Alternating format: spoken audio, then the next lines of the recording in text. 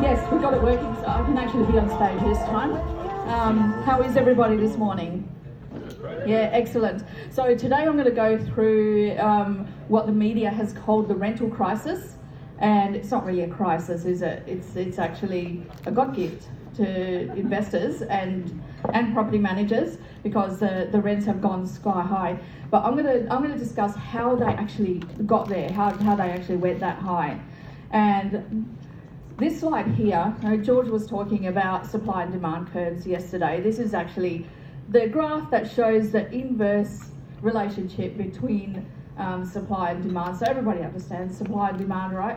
I'm a nerd, I'm a scientist, I like to think in graphs. So I only understand things when I see them in graphs. So basically when the demand for something goes up, the price goes up because there's a limited supply.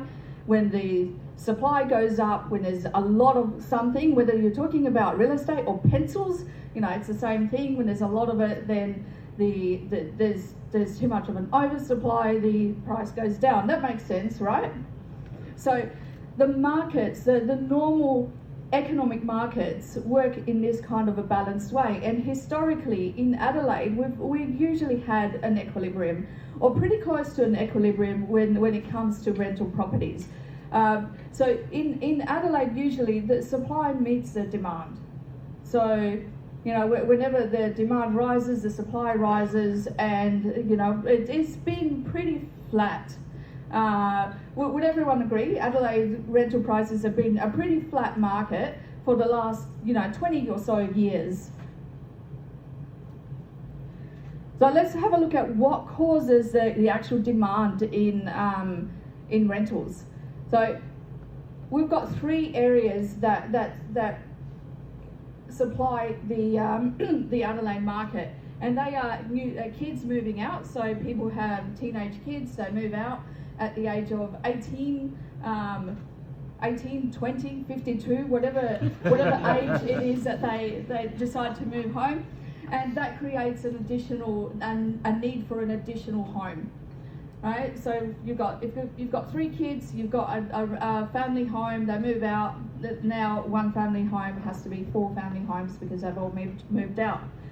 Divorces are actually one of our main sources of tenants in rental properties, because mum and dad split up, so one family home now needs to be 2. And people usually get divorced in their 40s or 50s when they can actually afford to get divorced. And these people are already established in their families, so they're already established. They've got established businesses, established jobs, and they're not going for the startup kind of rentals. They're going for the 4 or 5 bedrooms, and usually they will get into another relationship. And she's got 3 kids, he's got 3 kids. All of a sudden, we've got a Brady Bunch, and we need a 4 or 5 bedroom home. So the 4 or 5 bedroom homes typically rent a lot quicker than like 2 or 3 bedroom homes because of this. We call them the new singles, and they typically will go for rental properties and not buying properties, because if you've already gone through family courts and lost everything and had to split up everything, your next relationship that you get into, you're going to play it safe. And rentals actually are a good test drive for new relationships, because if it doesn't work out, they just break the lease and leave, rather than going through divorce courts and everything all over again. That makes sense to people, right? The other source of renters that we have are interstate migration, and it's always been negative in Adelaide, which I'm going to show you in a minute. Okay, so this is a graph of the last 12 years in Adelaide. So you can see here that the rental prices have been fairly flat. The pre-2020, the average rental for a 3-bedroom house was about $385 to $400. Units have been an average of about 250 to 280. And now in 2022, the average rental is 520 to 600. That's a significant difference. And the average unit is about 380 to 460. It came on all of a sudden. I'm going to tell you a little story. So the the house that you're looking at right there on the top right hand side is it's not one of our properties because I don't want to put our actual properties up there, but it looks like one of our properties. And this property was on Prospect Road. It was it was in a block of about 20 cream brick houses. It has not been renovated for like forever. And we were renting this house for a long time. So the rent went from 200 to 220, 240, and it was at 285. The tenant left, so we said to the landlord, well, let's try 300, see how we go. So we put it on the market for 300. The leasing consultant at that time did a open inspection. She had a group of 3 people through, and we got one application which was actually accepted by the landlord at 300. So we thought, yay, we can rent it for 300. That's a $15 increase. Everyone's happy. A couple of days later, the tenant actually withdrew their application. So we rang the landlord and said, well, because it had some interest at 300, let's not reduce the price yet. Let's do another open inspection and see who else we get. So the leasing consultant was actually sick, so I did that open inspection. This was a few days later, about a week later, after the application fell through. Drove into that driveway, and there were hundreds of people in that driveway. Like, I'm talking hundreds. I thought there was a party going on. So I thought there was some kind of street party, and I was actually worried. How am I going to find the tenants who are going to look at this property with all these people around? So I drove slowly and I thought, I know what to do. My car's branded. It's got pink Alexa colours all over it, so I will park right at the front of the unit. There was this little grass area.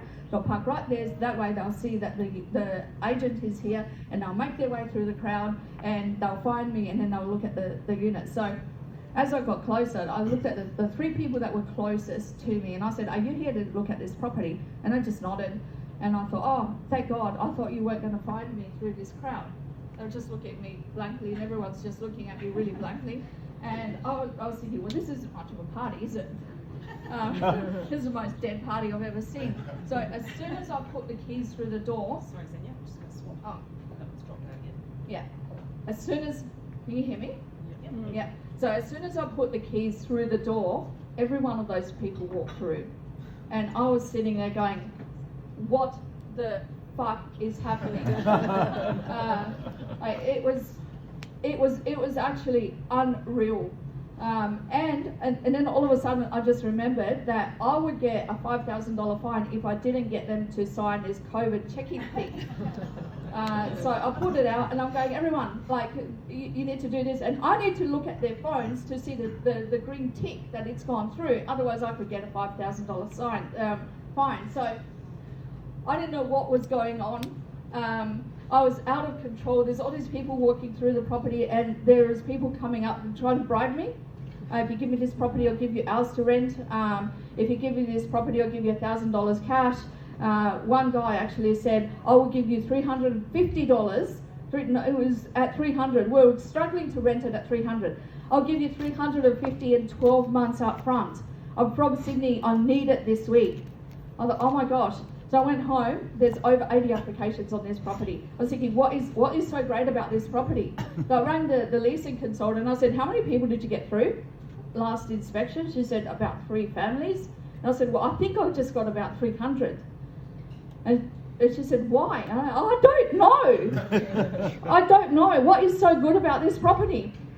We couldn't work it out, but it was like that with every single property after that. Every single property, there were lines of people all the way down the street, like hundreds of people.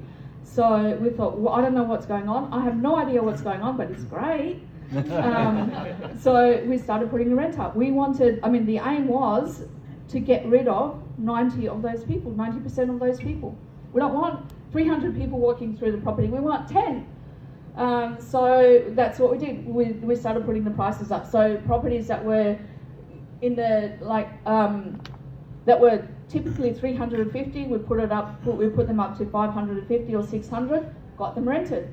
Properties that were in the 450, we put them up to 700, 750, got them rented. Units that were usually around the 280, 300 mark, put them up to 450, got that rent. And that just kept happening. It's still happening. There's no COVID sheet signs now. It's very difficult as an agent to deal with, 200 people, 300 people, 100 people walking through a property, especially when you're doing an open inspection while the tenant is still living there. Because we try to use the 28 days where the tenant has given notice to vacate, that they're not going to renew their lease. We try to use that 28 days. Their stuff is all over the place, and I've got a line of people lining up all the way down the street trying to look at this property. There's no control. I don't know if they're stealing something. It is not, it's not a good situation. So we put the rent up so high that it puts off 90% of them, so we get a normal flow of people through. That makes sense, right? It's a bit cheeky, but hey, why not? Okay. So this is actually what has caused the whole thing. So now, as well as divorced people, as well as young people that are moving in out of their homes, we have a net positive migration into Adelaide from Melbourne and Sydney. And the graph there, this is from Glam Adelaide, good source of information, but they've got a pretty graph. But it shows that before 2020, there was a net out of Adelaide. There was thousands of people moving out of Adelaide, and typically that's been one of the risks that landlords take, one of the risks that they take, and one of the reasons why we tell people that they should have landlord's insurance is because we get a tenant in the property, and within about 3 months they'll give us a call saying there's better jobs in Melbourne, so we've moved. There's better jobs we've got a far better offer in Sydney, so we actually moved to Sydney. The keys are in the property, do what you want, it's a break lease. So there was a lot of break leases. We're losing a lot of really good double income, white collar tenants to Melbourne and Sydney because there is a net migration out. Now, not only has that stopped, it's gone into positive. So that is what has caused the rental income. And if you, but what did Glam Adelaide have to say about it? Now, I'll just put this here for a bit of humour. I can't read that, but it says, Stephen Marshall, they asked Stephen Marshall, our Premier, and he said, finally, Melbourne and Sydney have woken up to what we have always known, that Adelaide is such a beautiful place to work and live and raise your children. So we've got this rental crisis because people from Melbourne and Sydney had just woken up and said Adelaide is lovely. Right? So this is what our politicians are telling us. Okay, so we've got supply and demand. What happens to why isn't the supply chain rising up? Where are they? Usually when there is an increase in demand, there's also an increase in supply, and these are our suppliers, our beautiful developers and builders. We're going to have one speaking today. Can't wait to hear what he's got to say. That these guys are proficient. They are so good at getting rentals up. So as soon as there's a little bit of demand in Adelaide, they go overboard. And they're actually really good at getting things where you can't build anything. So this here is a map of Adelaide. It's separated into west, east, north and south. And you can see here that like with the northern suburbs and the southern suburbs are actually sort of locked in. The residential portion of it is locked in by an urban boundary. In the northern suburbs it's around Anglevale, and past that is rural land. That urban boundary can actually be moved anytime, creating more land. But in the western and eastern suburbs, we have got a real landlocked that is actually put in place by geological structures. So we've got the beach in the western suburbs, and we've got the hills in the eastern suburbs. So that actually creates a real scarcity, not put in place by some government policy that can be moved. They can't move the beach. They can't move the mountains either, even though the Bible says you can. But realistically, you can't move the mountains, so that actually creates a scarcity. That does not stop developers from developing in those areas. They just go up. They go high rise. They go. They change the policies. They're changing the policies now along Anzac Highway to go 8 stories around the Glandor area. They try and fit as much development into. You give them a little postage stamp block and they'll build a high rise on it.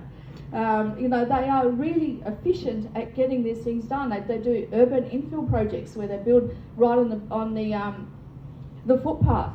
They just keep building and building. And in the past, they have caused oversupplies. They caused oversupplies in areas like Mawson Lakes and the city of Adelaide. Anyone got rental properties in the city of Adelaide? Good. Because now they're really easy to rent because of this rental crisis, but historically they have been a nightmare to rent. You put them up on realestate.com.au, pay hundreds of dollars, and within 24 hours they're on page 8. So we pay even more hundreds of dollars to try and keep them on page 3 because there's so much of an oversupply in Adelaide, in the Adelaide city. So where are they? Where are they? They were causing an oversupply. They were causing all these things. Why aren't they building? Well, you know what? The government shut those down too. They shut down the factories that manufacture building supplies. So we are in short supply from anything from bricks to shower heads at the moment. So it's actually what they have caused what they have called supply chain disruptions, as if it's just happened by itself. So supply and demand curves, when you're looking at any kind of commerce, it is in some kind of equilibrium. So developers will go overboard to a point where they're losing money and then they will stop. And then the demand will catch up again and then they'll start building again. So it remains in some kind of natural equilibrium. It is very much like nature. What happens if you go to the ocean and kill all the sharks? Right, there is going to be an oversupply of, Tommy Ruffs or something. What happens if you go and kill all the buffalo? There might be an overpopulation of the grass that they eat. So same with a normal natural economic market. When you artificially do something to stuff it up, something else stuffs up artificially. So this rental demand that we're seeing right now is actually artificial, and it's caused by the government forcing shutdowns of economies in Melbourne and Sydney and forcing the shutdown of the supply chain factories.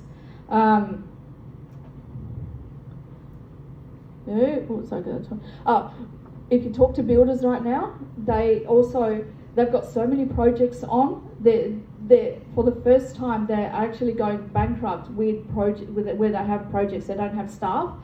They are 80% undersupply with staff, which means the good staff are now going, I'm going to work for the best builder and I'm going to put, I want a pay rise. So everything is going up, and this is all caused artificially. And with only being able to do 20% of the work, it's going to be years before they actually catch up to the supply.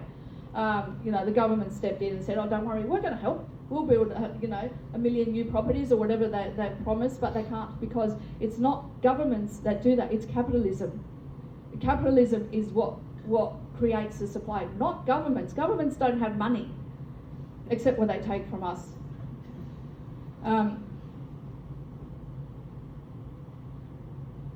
Okay, how long have I got? Half an hour, if you need.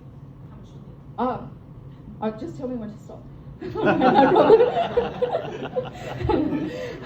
Okay, so this is some other when governments interfere with anything that's natural in the economy, it always causes some kind of unexpected ripple effect later on, and this is something that they've caused back in March 2020, where they announced a moratorium on evictions, which does not mean that tenants get to live in a property for free.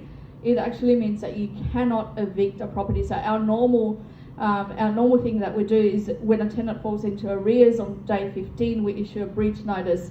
Well, what they're saying is you can issue a breach notice, but that breach notice is going to be overruled by our new policy, which is that the tenant stays in the property for 6 months even though they're not paying rent.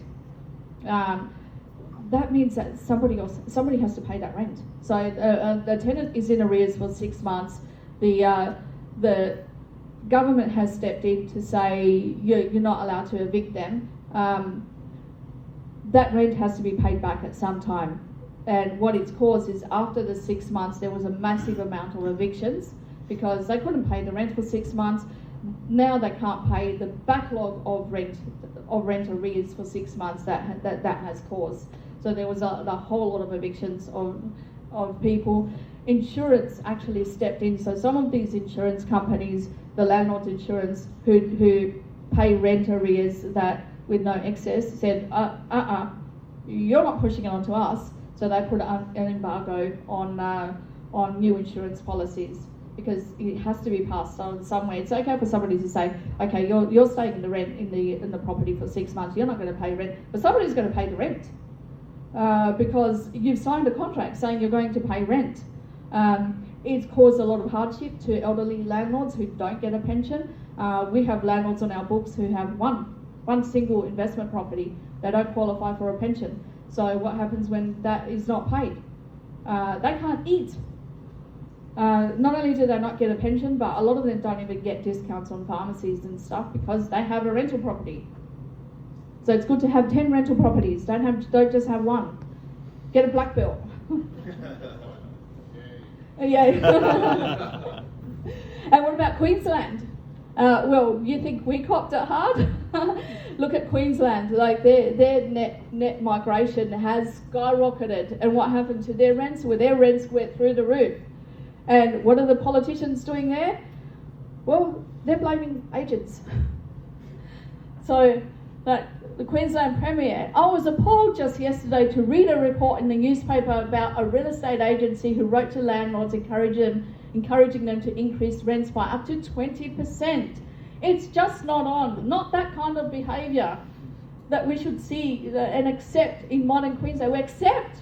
Really? And the other one said, it is appalling to see a handful of real estate agencies issuing substantial rent increases. I would strongly urge compassion of the part of real estate agents and property owners that we come together. We're all in this together. Don't increase your rents. So this is like buying shares. They go up, you're trying to sell them at a profit, and they go, no, don't. Don't sell them. Sell them at the price that you got them for. Don't make a profit. You know, we caused all of this, but, you know, we're all in this together, so how dare you know. It's like killing all the sharks and then telling the seagulls not to eat the increased supply of Tommy Ruffs and just, you know, because the sharks aren't eating it.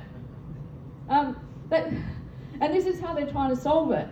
They're trying to solve it by shaming agents, shaming landlords for putting the rent up. I like what you said, George, yesterday. I'm going to put it up anyway. They can put me in the news. Love it. I love that attitude. That's why I love you. No, most of the great problems we face are caused by politicians creating solutions to problems they created in the first place. That's a very true statement. So another thing that they're doing in Queensland because of the high rents is that they're bringing in these new property reforms in 2023, 2024, specifically related to domestic violence. So they're putting all of that responsibility back onto the landlord. So if the tenants are facing domestic violence, which I agree is not their fault, it's not the landlord's fault either, but the responsibility falls onto the landlord. So they're expecting the landlord to put their hand in their pocket and pay for that damage. Oh, it's just turned on. They're allowing pets in the property, whether you like pets or not. So they're taking a lot of they're turning socialist, as George said yesterday. They're taking a lot of their decisions away from landlords and putting their decisions onto themselves. And they're not. This is not their rental properties. They're not going out saying we're going to buy rental properties and we're going to do this. They're saying this is what we're going to do with your rental properties. And lease ending, you can't just end the lease for a tenant unless you want to take it back to live in or sell. Otherwise you can't just say, I don't like this psychotic tenant that's living in the property. They're paying the rent, but they're psychotic. and I want to rent it to someone else, you can't, you know, that decision's been taken away from you. So I just want you to discuss now, what do you think are some of the ripple effects of these kind of things happening? What do you think, you know, is this going to be a positive thing going forward? All these rental reforms and things that are coming onto landlords to not make decisions on their properties, is anything positive going to come out of it, or what do you think is going to come out of it? Over to you guys.